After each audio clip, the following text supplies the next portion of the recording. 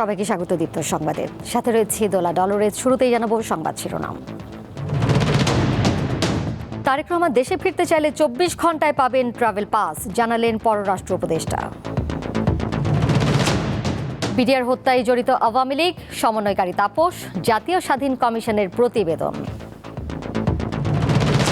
গণভোটের জন্য ভোট কেন্দ্র বাড়ানোর প্রয়োজন নেই, জানালো ইসি, বাড়বে গোপন বুথের সংখ্যা। খুলনায় আদালতের গেটের সামনে দুজনকে গুলি করে হত্যা, অস্ত্র মামলায় হাজিরা ছিল তাদের।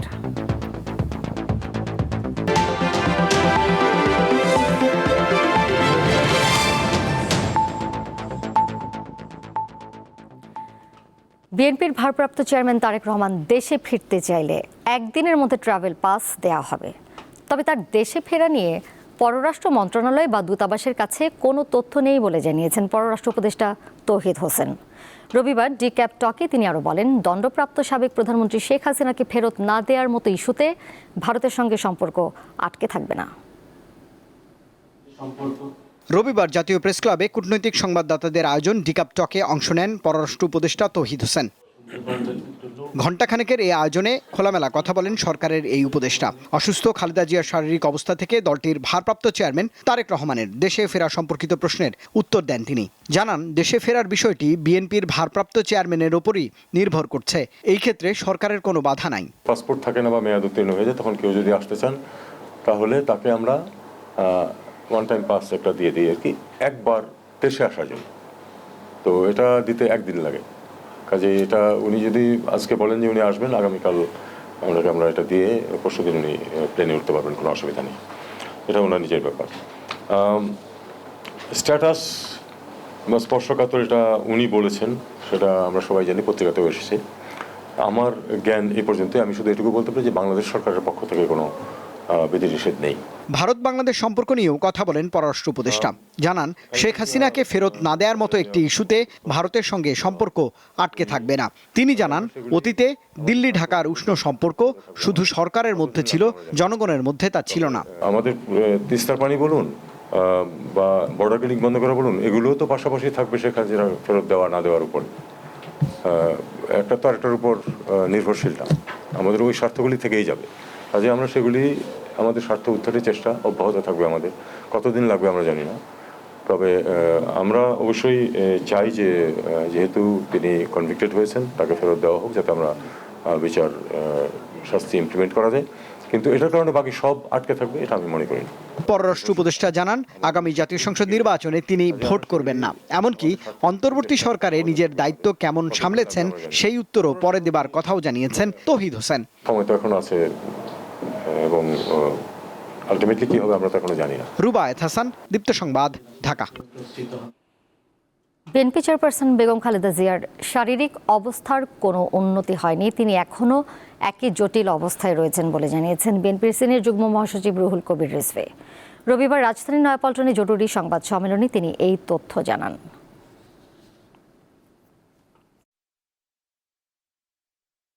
বিদেশ যাওয়ার ব্যাপারে মেডিকেল বোর্ড এখনো কোনো পরামর্শ দেননি। সেখানে চিকিৎসকরা তো কর্তব্যরত আছেনই, তার চিকিৎসকদের কাছ থেকেই আমি শুনেছি যে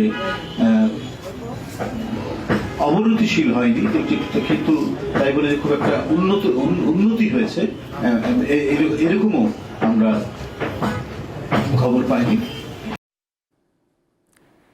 সাবেক প্রধানমন্ত্রী বেগম খালেদা জিয়াকে দেখতে হাসপাতাল পরিদর্শন করেছে বিভিন্ন রাজনৈতিক দলের নেতা ও সরকারের একজন উপদেষ্টা। রবিবার রাতে খালেদা জিয়ার শারীরিক অবস্থার খোঁজ নিতে যান বাংলাদেশ জাতীয় ক্রিকেট দলের সাবেক অধিনায়ক তামিম ইকবাল। এছাড়া জামায়াতে ইসলামীর সেক্রেটারি জেনারেল মিয়া গোলাম পরওয়ার, গণ অধিকার পরিষদের সাধারণ সম্পাদক মোহাম্মদ রাশেদ খান সহ অনেকে। পরে যান তথ্য উপদেষ্টা মাহফুজ আলম।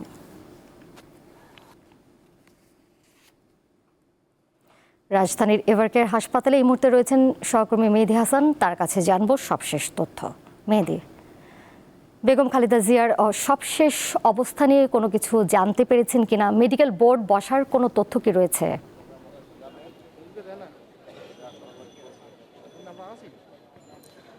দোলা এখানে আনুষ্ঠানিকভাবে দলের পক্ষ থেকে বা মেডিকেল বোর্ডের পক্ষ থেকে কোনো সিদ্ধান্ত জানানো হয়নি, তবে বিকাল থেকে আমরা দেখেছি রাজনৈতিক দলের পাশাপাশি রাষ্ট্রপতির সহকারী একান্ত সচিব তিনি কিন্তু আজকে এখানে বেগম খালেদা জিয়াকে দেখতে এসেছিলেন এবং তাদের বরাত দিয়ে কিন্তু আসলে জানতে পেরেছি এবং একান্ত সচিব সহ গণ অধিকার পরিষদের রাশেদ এবং জামায়াত ইসলামীর সেক্রেটারি জেনারেল মিয়া গোলাম পরোয়ার এবং তথ্য উপদেষ্টা মাহফুজ আলম সহ আসলে অনেকেই আসলে এখানে এসেছেন এবং তাদের তথ্য মতে যেটি আমরা জানতে পেরেছি যে এখন পর্যন্ত তিনি অপরিবর্তিত সেই অবস্থানেই রয়েছে এবং যেহেতু তাকে বিদেশে নিয়ে যাওয়ার প্রস্তুতি নেওয়া রয়েছে, কিন্তু তার শারীরিক অবস্থান এখন কিন্তু নেওয়ার মতো নেই। বোর্ডের সিদ্ধান্ত অনুযায়ী আসলে তার শারীরিক অবস্থায় যদি নেওয়ার মতো হয় তবে তাকে কিন্তু বিদেশে নিয়ে যাওয়ার ব্যবস্থাটি করা হবে। যদিও আজকে রাত 10:30টায় মেডিকেল বোর্ডের বৈঠক বসেছে, যেটি আমরা জানতে পেরেছি। সেই বৈঠকে কিন্তু আসলে সারা দিন এবং গত 3 দিনের যে অবস্থা ছিল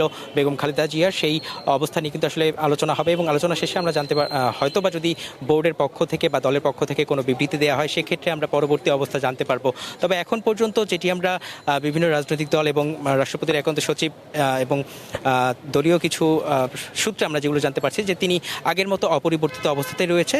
ডাক্তারদের পরামর্শ অনুযায়ী আসলে সকল চিকিৎসার কার্যক্রম চলমান রয়েছে এবং সকলের কাছে এবং দেশবাসী নেতাকর্মী সহ দেশবাসীর কাছে আসলে দোয়া চাওয়া হচ্ছে যেন তিনি দ্রুতই সুস্থ হয়ে আসলে আবারও এই রাজনীতির মাঠে ফিরে আসেন, এটি আসলে কামনা করছেন। এবং তথ্য উপদেষ্টাও তেমনটি বলেছেন। তিনি একটু বলেছেন যে তারেক রহমানকে দেশে ফিরিয়ে আনার ক্ষেত্রে আসলে সরকারের পক্ষ থেকে সর্বোচ্চ সহযোগিতা করা হবে এবং এই বিষয়ে সরকারের পক্ষ থেকে কোনো বাধা নেই, এমনটি আসলে উল্লেখ করেছিলেন আজকে তথ্য উপদেষ্টা মাহফুজ আলম। তো তোলা এই ছিল আসলে এভারকেয়ার হাসপাতালের সামনে থেকে আজকের সবশেষ তথ্য।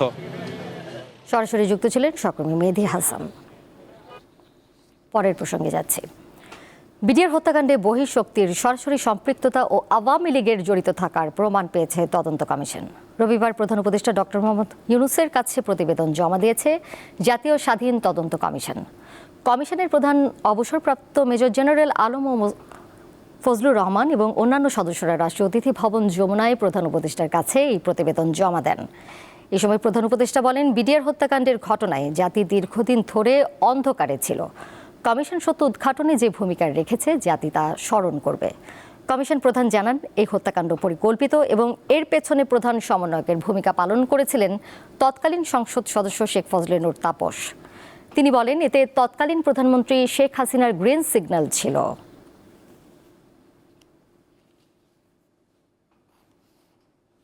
গণভোট আয়োজনের জন্য ভোট কেন্দ্রের সংখ্যা বাড়ানোর প্রয়োজন নেই, তবে গোপন বুথের সংখ্যা বাড়ানো হবে বলে জানিয়েছেন ইসি সচিব আক্তার আহমেদ।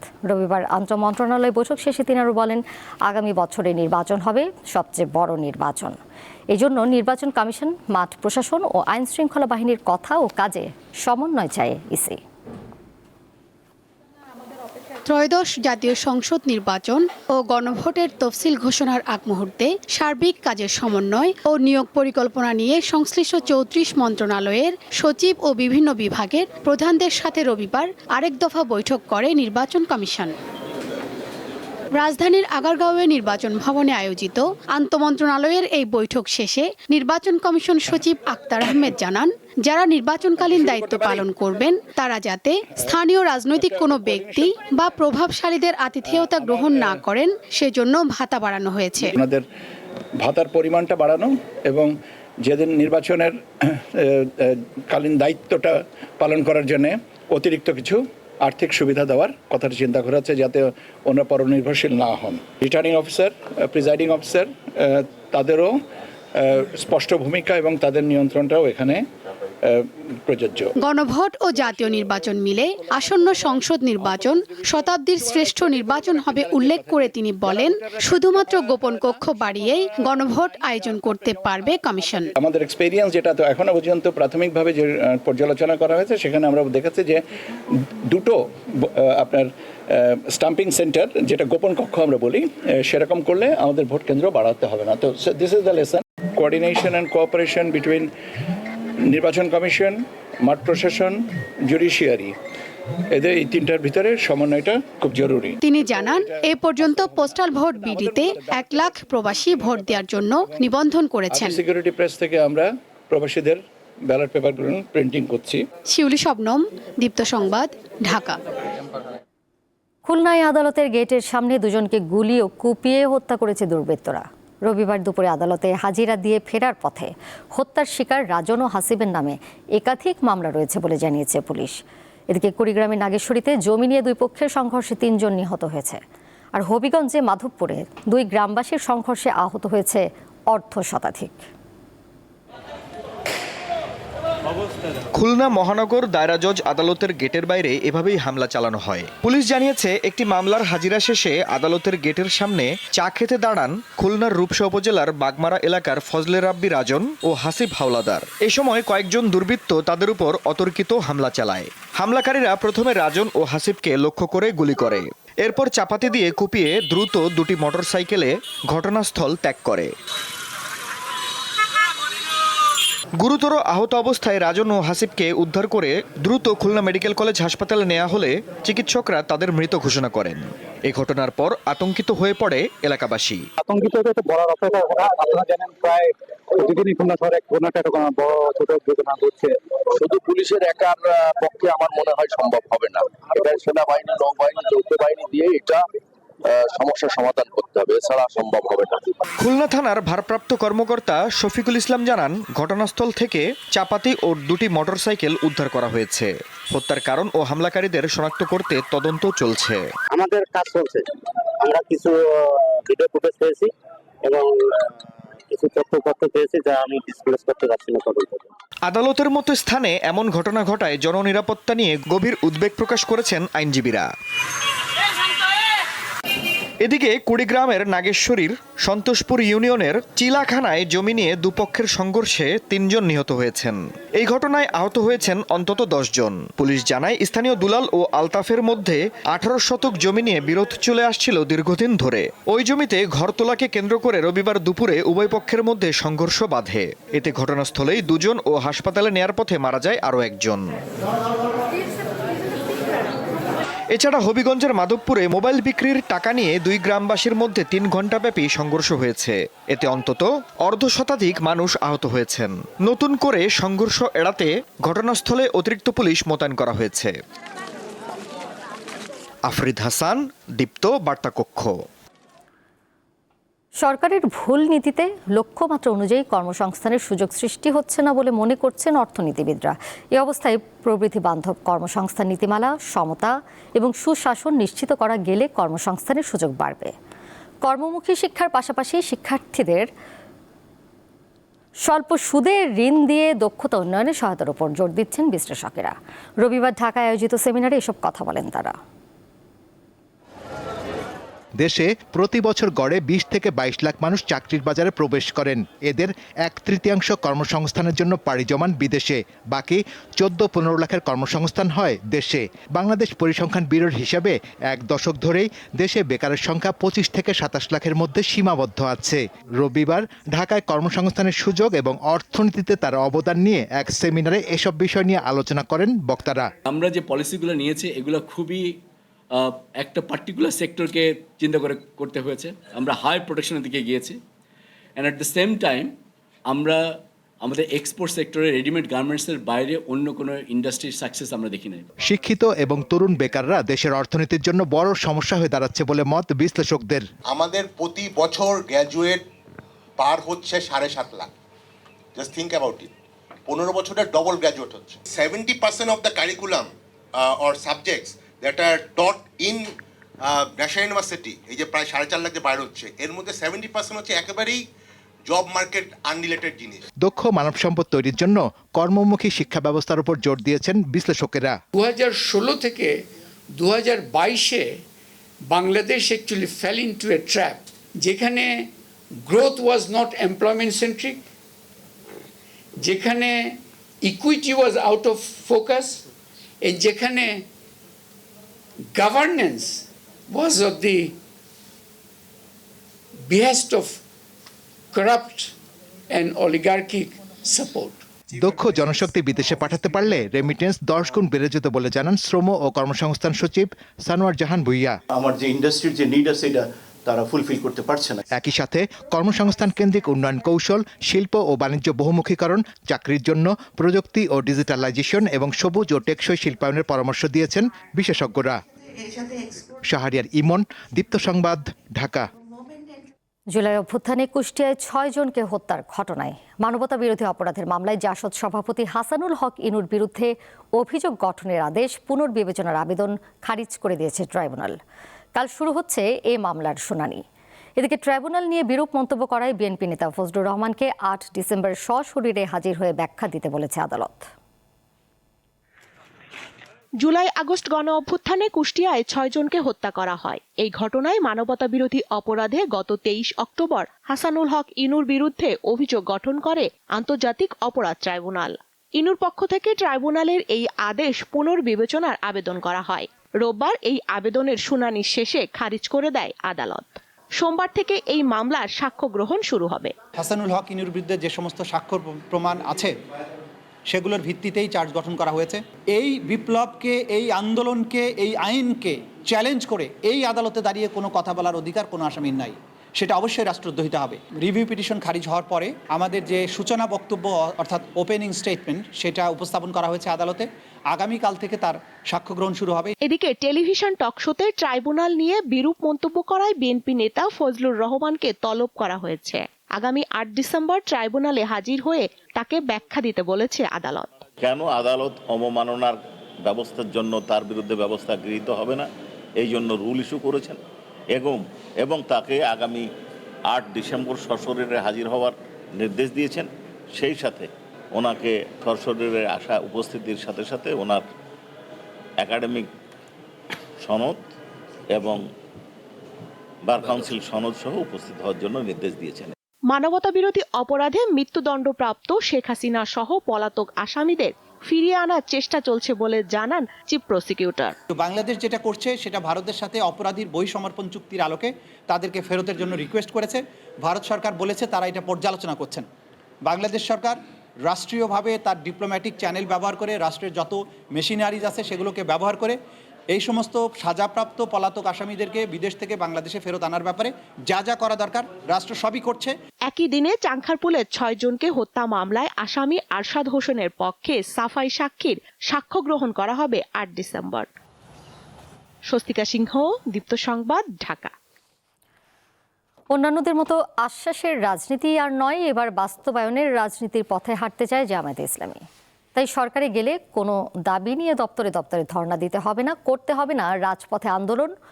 সরকার ই-সেবা মানুষের দোরগোড়ায় পৌঁছে দেবে বলে জানিয়েছেন জামায়াতের আমির ডাক্তার শফিকুর রহমান। রবিবার রাজধানীর মহাখালীর বিএমআরসি ভবনে প্রান্তিক পর্যায়ে স্বাভাবিক প্রসব সেবা প্রদানে কমিউনিটি হেলথ কেয়ার প্রোভাইডারদের ভূমিকা শীর্ষক আলোচনায় প্রধান অতিথির বক্তব্যে তিনি এসব কথা বলেন। জামায়াতের আমির বলেন, পুরুষতান্ত্রিক সমাজে আজও নারীদের নিজস্ব পরিচয় সত্তা তৈরি হয়নি। আমার কম বয়সে আমার চুল সাদা হয়ে গেছে, ভ্রু সাদা হয়ে গেছে। 10ম গ্রেড বাস্তবায়নের দাবিতে মানববন্ধন ও কর্মবিরতি পালন করেছেন মেডিকেল টেকনোলজিস্ট ও ফার্মাসিস্টরা। মেডিকেল কলেজ হাসপাতালে সকাল 9টা থেকে শুরু হয়ে কর্মবিরতি চলে বেলা 11টা পর্যন্ত। দাবি বাস্তবায়নের জন্য হাসপাতালের সামনে মানববন্ধন করেন মেডিকেল টেকনোলজিস্ট ও ফার্মাসিস্টরা। একই সময় মানিকগঞ্জে মেডিকেল টেকনোলজিস্ট ও ফার্মাসিস্টরা কর্মবিরতি পালন করেন। আন্দোলনকারীরা জানান, দাবি পূরণ না হলে আরও কঠোর কর্মসূচি দেওয়া হবে।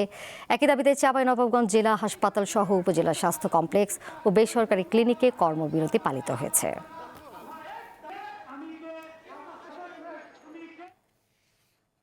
বাংলাদেশের ভূখণ্ড ব্যবহার করে ভুটানের পণ্য পরিবহনের প্রথম পরীক্ষামূলক কার্যক্রম বা ট্রায়াল রান বাস্তবায়নের অপেক্ষায় রয়েছে লালমনিরহাটের বুড়িমারি স্থলবন্দর। 28 নভেম্বর কন্টেনারটি বুড়িমারি স্থলবন্দরে পৌঁছায়। এরপর বৃহস্পতিবার ও শুক্রবার কয়েক দফা চেষ্টা করেও ভারতীয় কর্তৃপক্ষের নো অবজেকশন বা অনুমতি না থাকায় পণ্যটি ভারতের চ্যাংরাবান্ধা স্থলবন্দর দিয়ে প্রবেশ করানো সম্ভব হয়নি। থাইল্যান্ডের ব্যাংকক থেকে আবিদ ট্রেডিং কোম্পানি লিমিটেডের পাঠানো এই চালানে 6 ধরনের পণ্য রয়েছে। এর মধ্যে ফলের জুস, জেলি, শুকনো ফল, লিচু ফ্লেভারের ক্যান্ডি ও শ্যাম্পু রয়েছে। এর আগে কন্টেনারটি 22 সেপ্টেম্বর চট্টগ্রাম বন্দরে পৌঁছায় ও সেখান থেকে সড়ক পথে বুড়িমারিতে নেওয়া হয়।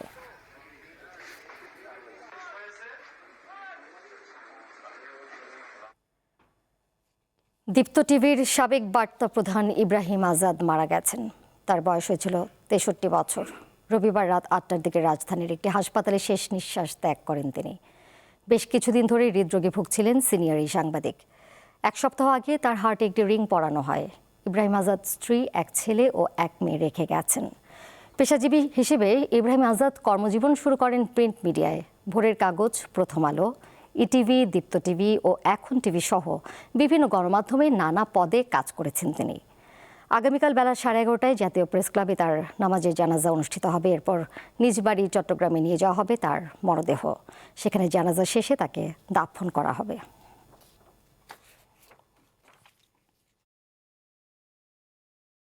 আন্তর্জাতিক প্রসঙ্গ। বন্যার প্রভাবে ইন্দোনেশিয়ায় প্রাণহানি বেড়ে 417-তে দাঁড়িয়েছে। এখনও নিখোঁজ শতাধিক মানুষ। বন্যায় ক্ষতিগ্রস্ত হয়েছে প্রায় 35 লাখ বাসিন্দা। বিদ্যুৎ বিচ্ছিন্ন রয়েছে অসংখ্য পরিবার। বন্যার প্রভাবে ইন্দোনেশিয়ায় খাবার, পানি ও বিদ্যুৎ সংকটে ভুগছে দুর্গত এলাকার বাসিন্দারা।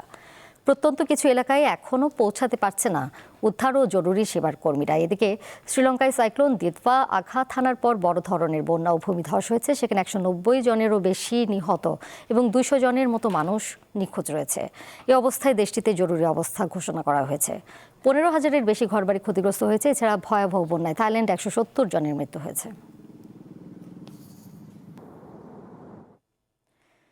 নিজের বিরুদ্ধে চলমান দুর্নীতি মামলায় ক্ষমা ভিক্ষা চেয়েছেন ইসরায়েলের প্রধানমন্ত্রী বেনিয়ামিন নেতানিয়াহু। স্থানীয় সময় রবিবার প্রেসিডেন্ট আইজাক হারজগের কাছে ক্ষমার আবেদন পাঠান তিনি। সংবাদ মাধ্যম টাইমস অফ ইসরায়েল জানিয়েছে, নেতানিয়াহুর আইনজীবী অমিত হাদাদ 111 পাতার ক্ষমা ভিক্ষার ডকুমেন্ট প্রেসিডেন্টের দপ্তরে জমা দেন। এতে নেতানিয়াহুর স্বাক্ষর রয়েছে। চিঠির বিষয়টি নিয়ে এরই মধ্যে ইসরায়েলি প্রেসিডেন্টের দপ্তর থেকে একটি বিবৃতি দেওয়া হয়েছে। তাতে বলা হয়েছে, তাতে সবকিছু যাচাই বাছাই করে প্রধানমন্ত্রীকে ক্ষমার বিষয়টি বিবেচনা করবেন প্রেসিডেন্ট।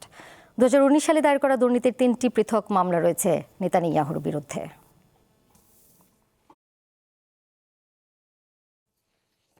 খেলার খবর।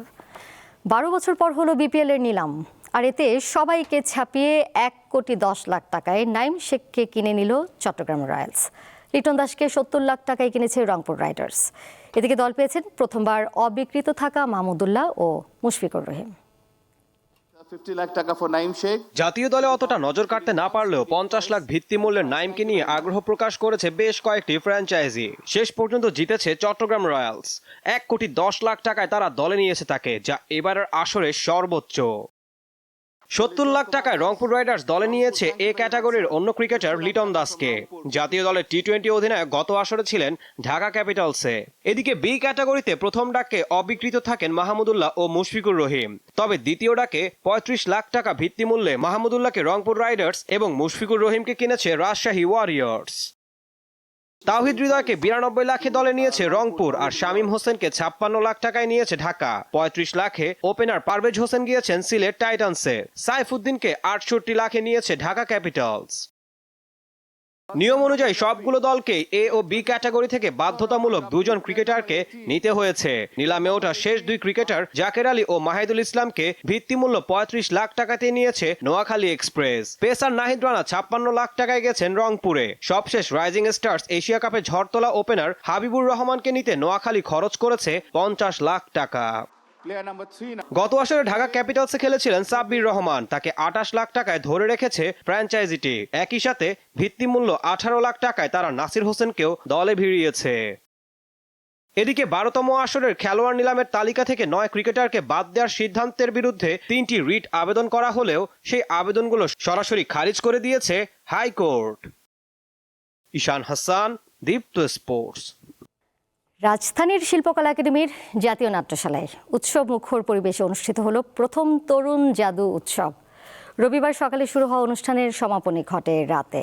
জাদুশিল্পী ঐক্য সংস্থার দিনভর এই আয়োজনে সারা দেশ থেকে 70 জন জাদুশিল্পী অংশ নেন। প্রত্যেকে মঞ্চে তাদের মেধার প্রমাণ দেন। তাদের মধ্যে 12 জন জাদুশিল্পী প্রতিযোগিতায় অংশ নিয়ে 3 জন সেরার খেতাব অর্জন করেন। অনুষ্ঠানে জাদুশিল্পীরা জানান, জাতীয়ভাবে পৃষ্ঠপোষকতার অভাবে এই শিল্প পিছিয়ে আছে। বড় ধরনের বিনিয়োগ এবং এই পেশায় জড়িতদের নানা সুযোগ সৃষ্টি করলে দেশের জাদুশিল্পে অনেক উন্নতি ঘটবে। এই ধরনের উৎসব প্রতি বছরই করার প্রত্যাশা আয়োজকদের।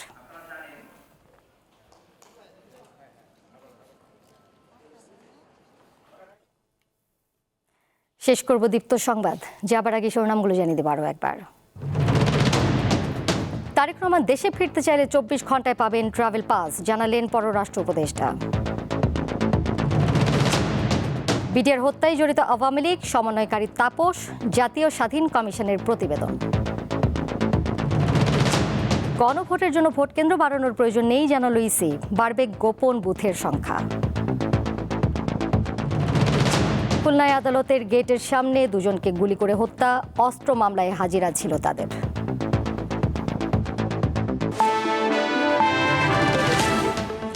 এই ছিল এখনকার মতো। এর সাথে বিদায় নিচ্ছি আমি দোলা ডলরেস। আর তথ্য এবং বিনোদনের নানা খবর জানতে যুক্ত থাকুন দীপ্ত ডিজিটাল প্ল্যাটফর্মে। ধন্যবাদ সবাইকে এতক্ষণ সাথে থাকার জন্য।